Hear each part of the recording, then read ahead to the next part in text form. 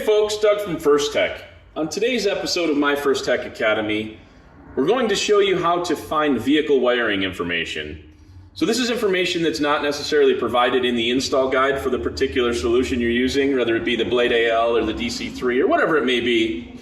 We're going to show you how to get that information, things such as horn, wire color, location, heated seats, those types of things. So the first thing we're going to do is we're going to navigate to the install.myfirsttech.com page. This page does require a login, so you're going to have to be logged in. And you're going to see on the home page that there is a vehicle filter here. So you're going to enter the vehicle year. Let's talk about vehicle year just real quickly.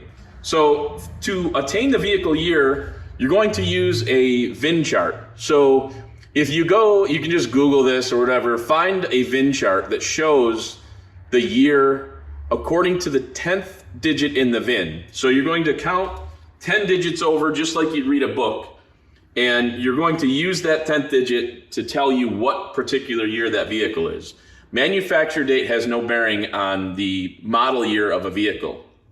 So in this particular case, we're going to look at, let's say, a 2018 Chevrolet Silverado 1500. So we're going to go ahead and filter out for that particular vehicle.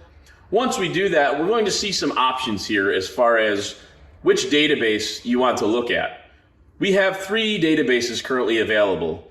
Our FirstTech database, the iDataLink wiring database, as well as a third-party wiring database, which may include some information that you can find useful in the future. So if you look at the FirstTech database, you're going to see it's structured the same for most every vehicle. It's going to start with a 12-volt constant wire to tell you where to find 12 volts.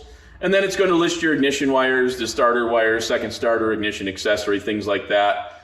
And then it's going to go over basic wiring, like I said, brake, horn. It's going to give you the connector location, the color of the wire, the polarity. So we're going to look at all these columns here: function, location, color, polarity, and then pinout.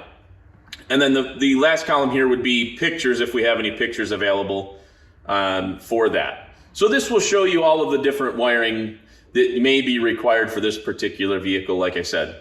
Things like brake, horn, parking lights, auto lights, hazards, locks, arm, disarm, hood, door pin, and all of the information that may be out there. So, and then on a lot of different vehicles, you'll find in the iDataLink database that there is other information available to you, things that are like rear defrost.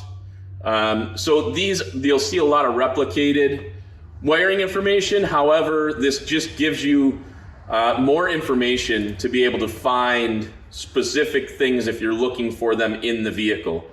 For example, this particular database includes a clutch bypass if you're dealing with a manual transmission vehicle. Those are the things that you may find. You'll see here we have some pictures available as well. So this is information that is extremely valuable when you're going through different vehicles and trying to find specific information about that vehicle. Hopefully this helps. Have a great day.